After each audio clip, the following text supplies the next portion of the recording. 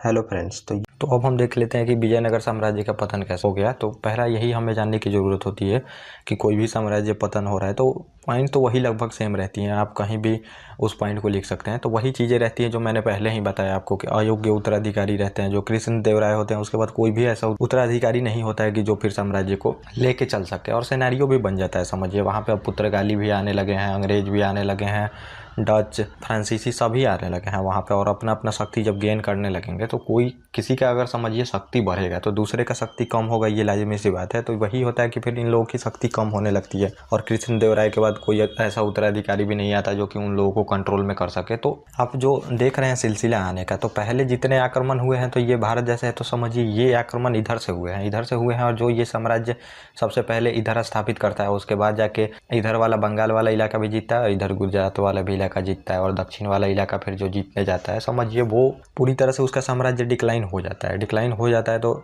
जैसे कि आप तुगलक को भी देखेंगे, मोहम्मद बिन तुगलक का साम्राज्य डिक्लाइन होता है जैसे वो दक्षिण भारत का अभियान करता है। उसके बाद देखेंगे औरंगजेब भी जो रहता है तो वो दक्षिण भारत के अभियान में 25 साल लगा देता है। 25 साल जब लगाता है तो ये एक बड़ा रीजन बनता है जाके उसके मतलब साम्राज्य के डिक्लाइन का। तो ये चीज़ें रहती हैं। लेकिन आप अंग्रेजों का देखेंगे तो वो इधर से आना शुरू करते हैं। तो सभी आक्रमण हिंद, यूनानी, शक, पहलव, कुषाण जो एंशिएंट इंडिया में आक्रमण होते हैं तो वो आपने देखा होगा वहाँ पे सिकंदर, और हिंद यूनानी भी आक्रमण करते हैं, कुषाण भी करते हैं, शक भी करते हैं जिसे सीथियन बोला जाता है। तो ये लोग रहते हैं, कुषाण भी रहते हैं, तो वो भी मतलब विदेशी आक्रमण ही रहता है। तो वो लोग आक्रमण करके फिर ये इधर से ही जो आते हैं, उसके बाद अरबी भी देखेंगे वो इधर से ही आते हैं, तुर्की भी इधर से ही आते हैं। लेकिन जो अंग्रेज हैं तो देखेंगे आप इधर से आएंगे, इधर से पहले ये वाला इलाका जीतेंगे, तो ये दक्षिण वाला इलाका तो पहले ही वो कैप्चर कर चुके रहते हैं, मद्रास वाला जो इलाका रहता है, और उसके बाद वो बंगाल के बाद इधर वाला पंजाब ये सब जीतना शुरू करते हैं। इस वजह से पैन इंडिया को वो जीत पाते हैं और इतने दिनों तक चल पाता है। तो सबसे ज़्यादा ब्रिटिश का देखेंगे इलाका दक्षिण भारत में भी रहता है और उत्तर भारत में भी, लेकिन कोई भी अभी शक्ति ऐसी नहीं रहती है जो दक्षिण भारत उत्तर भारत को कंट्रोल में रख सके,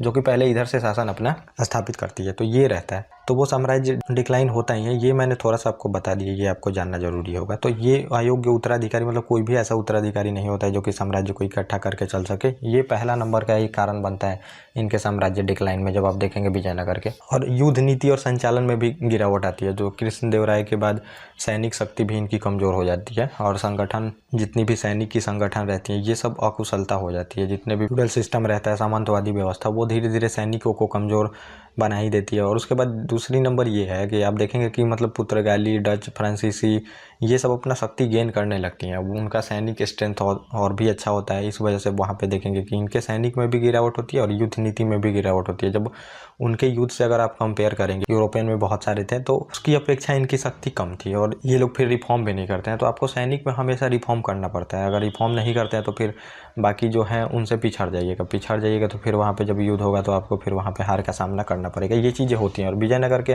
वैभव से ये था कि बहमनी हमेशा चलता रहता था और लूटपाट हमेशा मचाते रहता था, आक्रमण करते रहता था। तो कंटिन्यू युद्ध चला है बहमनी और विजयनगर साम्राज्य में। तो एक तो दोआब के क्षेत्र के लिए युद्ध चला है, और दूसरा है कि हिंदू मुस्लिम रहते हैं तो उसके लिए युद्ध चला ही है कंटिन्यू। फिर जो कृष्णा नदी का डेल्टा रहता है वहाँ पे भी युद्ध चला है उस एरिया को लेके। मतलब इन सब के लिए युद्ध हमेशा कंटिन्यू चलते रहा है इनमें। लेकिन सबसे ज़्यादा विजयनगर प्रभावी रहता है, यहाँ पे प्रभावी रहता है, और यहाँ पे वैभव का कार्य भी होता है। इनकी इकोनॉमी स्ट्रेंथ भी जो रहती है बहुत अच्छी खासी रहती है। बहुत ज़्यादा निर्माण कार्य हुए हैं इनमें, क्योंकि निर्माण कार्य से ही हमें इकोनॉमी का पता चलता है किसी भी साम्राज्य का। तो ये चीज़ें होती हैं, इससे हमेशा चलते रहता है। तो ये चीज़ें होती हैं, और वंश परिवर्तन होते रहते हैं। वंश परिवर्तन जब भी होंगे तो समझिए इस पर 4 वंश चले हैं। इतना छोटा काल है और इसमें 4 वंश चले हैं, और साम्राज्य भी छोटा है तो 4 वंश, जैसा मैंने आपको बताया ऊपर, तो 4 वंश चले हैं। तो अब जैसे वंश बदलता है तो वहाँ पे जो नीतियाँ होती हैं वो भी चेंज होती हैं। नीतियाँ जब चेंज होती हैं तो वहाँ पे व्यापारियों को प्रॉब्लम फेस करनी पड़ती है, जो किसान होते हैं उनको प्रॉब्लम फेस करनी पड़ती है, क्योंकि नीति फिर चेंज होगा। अगर कांग्रेस आएगी तो उसकी नीति दूसरी रहती है,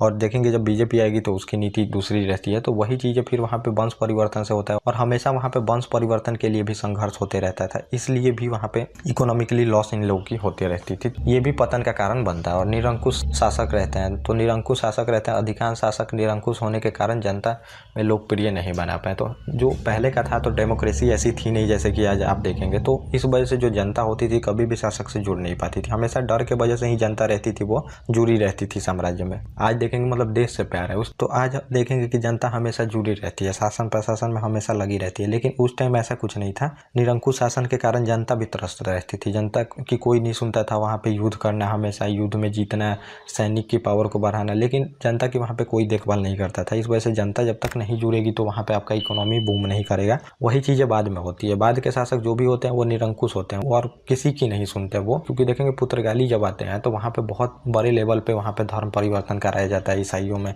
लोगों को बदला जाता है, बच्चों तक को वहाँ पे धर्म में चेंज किया जाता है, लेकिन ये लोग सुनते नहीं है कोई भी शासक। फिर वहाँ पे जनता धीरे धीरे सपोर्ट करना बंद ही कर देती है, टैक्स ना देना सही से, ये सब चीज़ें चलने लगती है। और अगला जो रहता है गोलकुंडा और बीजापुर के विरुद्ध सैन्य अभियान। तो गोलकुंडा, बीजापुर, इससे हमेशा सैन्य अभियान इन लोगों का चलते रहता था। तो जैसा मैंने बताया कि मुस्लिम रहते हैं ये, इस वजह से इन लोगों का सैन्य अभियान हमेशा चलते रहता था। तो ये कारण आप समझ सकते हो। और मुस्लिम के साथ युद्ध हुआ। जो बहमनी राज्य रहता है, जब विजयनगर साम्राज्य को पराजित कर देता है तो वहाँ पे बहुत लूट मचाई जाती है, मतलब पूरी तरह से इनके साम्राज्य को नष्ट कर दिया जाता है। और जब तालीकोटा का युद्ध होता है, जो मैंने आपको बताया, तालीकोटा या राक्षस तंगनी का युद्ध बोलते हैं उसको, और ये यहाँ पे डेट गलत लिखा है। ये तालीकोटा का जो युद्ध होगा आप देखेंगे तो ये 1565 में ये युद्ध होता है, तालीकोटा का युद्ध, जो कि बहमनी साम्राज्य देखेंगे उस टाइम तक टूट गया रहता है। उस टाइम तक टूट गया रहता है तो फिर जाके ये युद्ध होता है।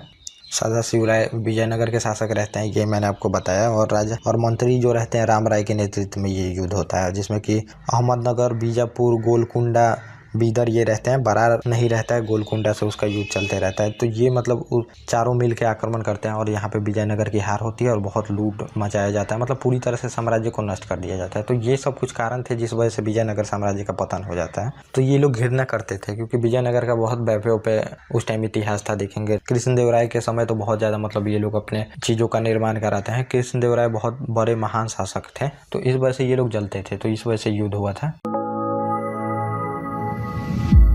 हेलो फ्रेंड्स, तो